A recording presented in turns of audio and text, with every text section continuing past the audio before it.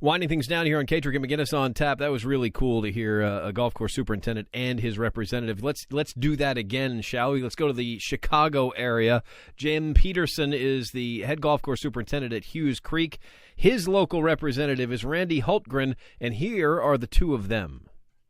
National Golf Day continuing here with a superintendent from the Chicago area, Hughes Creek Golf Club. Jim Peterson joining us right now. Jim, how are you doing? I am doing great. Looking dapper, by the way. Oh, Loving all the guys getting off the lawnmowers, putting the suits on. Yeah, you guys look good. It's a monthly thing. A monthly thing. You go to a meeting, you got to be dressed. That's good. I'm glad to hear. Dressed to impress. Well, one of the reasons why your representative, your congressman is here. Representative Randy Hultgren is with us from also Illinois. Representative, thank you so much for coming by. Thanks, Brian. Great to be here. Great to be with Jim. Love Hughes Creek. It's a fabulous facility, and proud of what they do. But also, we've got so many great golf courses, and we're talking about a little bit earlier today of what a wonderful destination Illinois is to play golf. Are you a golfer yourself? I am. I love to play golf, and have my wife and I have 4 kids, 3 sons and a daughter, and my 3 sons and I finally have my foursome. So we go out as often as we possibly can, and love playing with them. Excited to see how well they're doing. A little frustrated that my kids are beating me these days, but that's all good as well. Oh, Jim, that's got to be nice. Your representative plays golf. Now you got a guy that you can talk to. Right, now it just got to get them out on the course and let's go play around. I'm ready. I love it.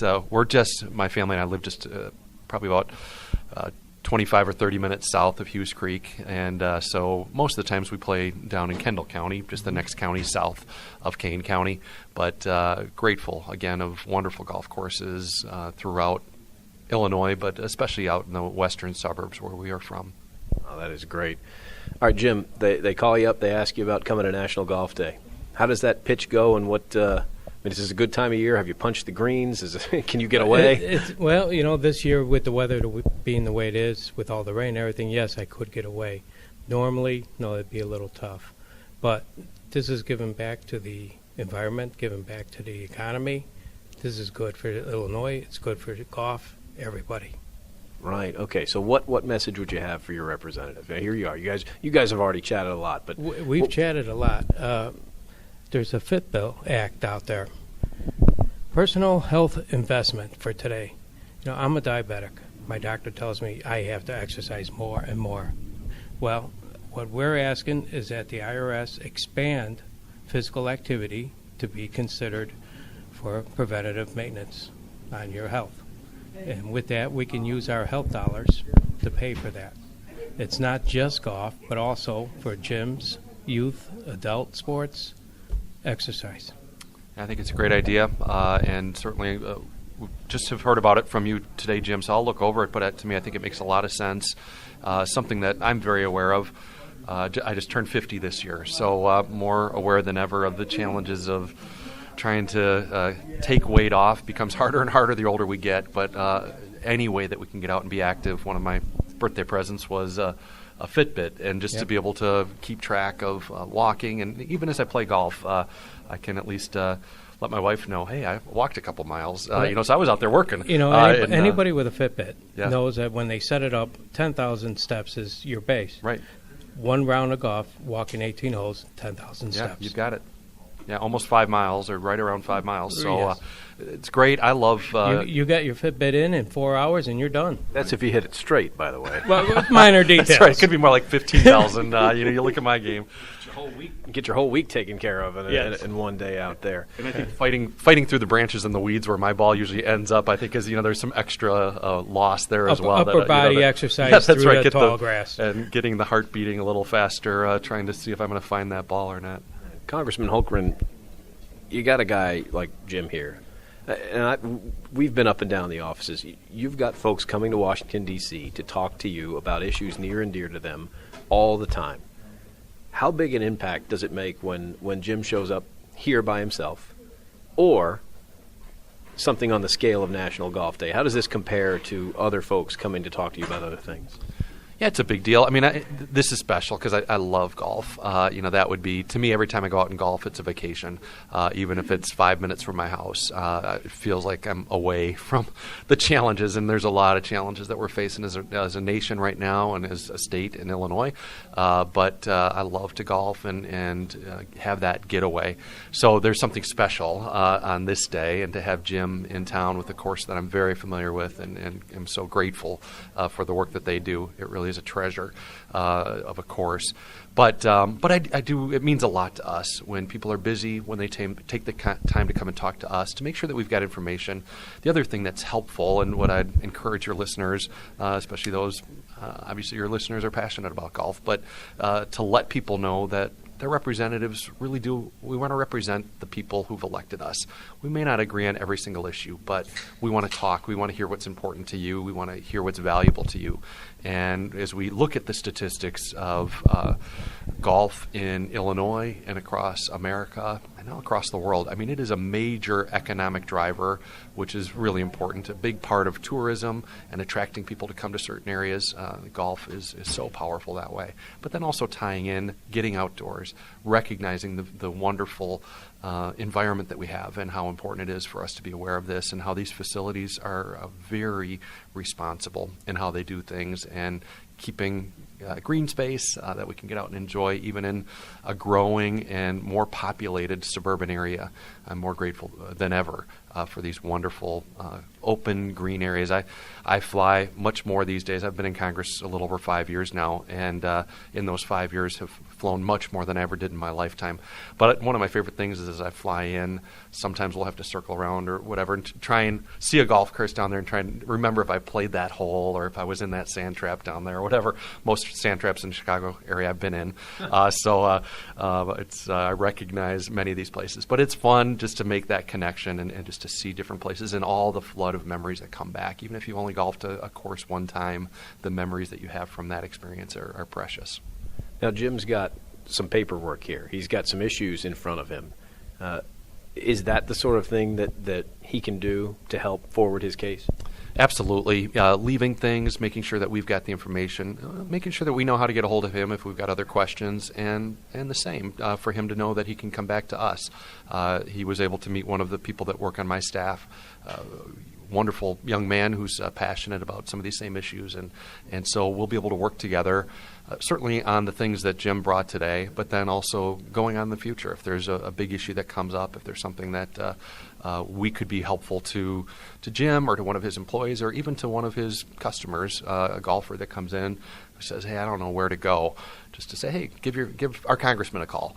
That's the kind of thing. Those relationships are you can't put a price tag on that. That is so important for us to be in conversation and to know that, hey, we're here to help each other where we can. All right, Jim, what else do you have on your sheet? You've got the congressman here. What are we doing?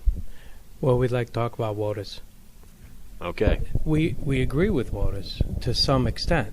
We think WOTUS also oversteps its bounds. WOTUS is the waters of the U.S. Thank you for that. Glad you're here. What we would like to do is defund it and start over, come to an mutual agreement with everybody.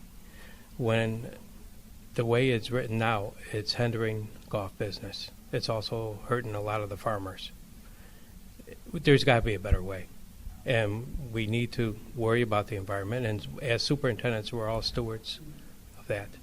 And that's one of the bills we'd like to discuss with you, H.R. 1732. Yeah. Well, I'm glad you came to talk on this. This is a really important issue that if people who are listening aren't familiar with it, it's important to learn about this. It's waters of the U.S.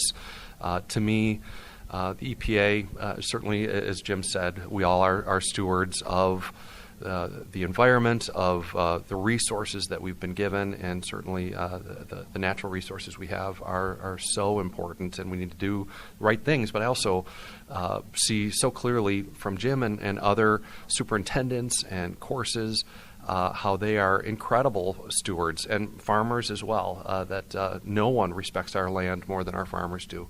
And yet when government comes in and says, we know better how to do this, how you should handle that creek or that pond or just even a trench or something like that, that potentially opens up a significant involvement of the federal government into local private property, I become very concerned, and I know our farmers do as well. So I would agree with you that we need to start over. I don't talk to anybody here in Congress, Republican or Democrat, House or Senate, who doesn't say we want clean water, we want clean air, we want a safe, secure environment for our kids and our grandkids. But we need to be working together with our golf course superintendents, with our farmers, with others, of saying, together, how can we do this, rather than saying, we don't trust you, Jim, we have to take this away from you. And that's my fear of some of the things that EPA has been doing, and specifically with the waters of the U.S., that it just feels like an overreach of federal government. As far as trusting us, we are Sensible Environmental Protection Act, H.R. 897. I love that he's got this all documented right here. Impressive. It's very We are already licensed as superintendents for pesticides and spraying, and we know what we're doing. We take a test every 3 years to make sure we know what we're doing and keep up to date. There's not a superintendent in the country that does not have continuing education yearly. You've got a bill out there that's overstepping it and making it twice as hard for us to spray. We need to work on that. I agree, and as I said before, I believe you do have the training. You've proven, the superintendents have proven that they're doing this well. That so many of our courses are, multi-decades of service to communities and generations of families who have enjoyed playing on these courses. It's worked, it's working, and then for the federal government to come in and say, you don't know what you're doing, or we're going to make it twice as hard for you to do this, I think is really unfortunate. The other thing, there's a cost, and unfortunately here in Washington, D.C., that is something that isn't thought of very much, the idea of cost-benefit analysis. Every business has to do that with every project. If you're going to do some improvements on the clubhouse, you have to figure out, well, how much is this going to cost? What can we really do? How is this going to affect our greens fees? Those are the things you go through. Reality is that doesn't happen enough out in Washington, D.C., of recognizing the cost of regulation and realizing that golf is a wonderful thing, that we want it to be more available to more people.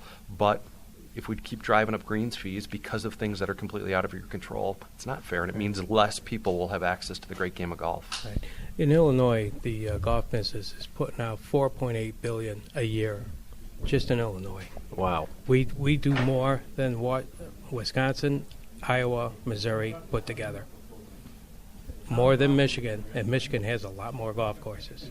So economically, Illinois is pushing it, and we just redundant permits, WOTUS acts, healthcare, everything. Getting employees to work. Jim Peterson with us, Randy Hultgren as well. A superintendent is talking to his congressman. I love that. You've been here since 2010. That's not a lifelong politician. That's fairly new. We've been walking around in these buildings. There's tunnels in between all these buildings. What's the coolest thing you found out about being here? Can we get to the XM studios from here in a tunnel? I mean, there's tunnels everywhere. You probably can, but I don't know where they are. It is fun. I love the history of this place, and it is so interesting, just some of the connectedness. As I mentioned, I've got 4 kids. So my youngest two boys, 14 and 12, I love having them come out, but they were out a couple months ago, and we were doing some exploring and found underneath the Capitol there's a crypt that was built to be the burial place of George Washington. Now, George Washington didn't want to be buried here. He wanted to be buried at Mount Vernon, but you can still go see this crypt, a place that was supposed to be a tomb for our first president. Pretty interesting. Another thing we were able to see, you go into an area where they've got a lot of boilers and water heaters and things like that, but it's underneath the Senate floor, and it's a old bathroom that has ornate tubs, marble tubs that were built in 1860. There was no air conditioning. Washington, D.C. obviously gets very hot in the summer, and some of these people didn't smell so good after a while, so they put in bathtubs that they still have some of these very ornate marble tubs that are there right in the midst of boilers and furnaces and things like that. But just neat history of recognizing that so this is a rich place. The other place that I love is right off of Statuary Hall, which is the old House of Representatives floor, and there's the Lincoln Room, and it is a place where Abraham Lincoln spent a lot of time when he was president. He also, just outside that door, he served as in the House of Representatives for one term, and you can see the spot where Abraham Lincoln sat, and it's right out in front of the Lincoln Room, and we have meetings in the Lincoln Room a couple times a week, and just a great reminder. For me, being an Illinois boy, politician, you can't not love Abraham Lincoln and all that he did for our country. So those are just a couple things that I love in this place. But all the time, I'm discovering new, wonderful history that we have and can celebrate. Well, you just made me want to get you to give me a tour. Yeah, there you go. There's time. Gentlemen, thank you very much. We appreciate everything. Jim, getting behind this this concept here in the 9th year of National Golf Day. It's great that you could get some time and get down here. Well, we appreciate it, and we're all working together. Congressman Hultgren, thank you very much for your time as well.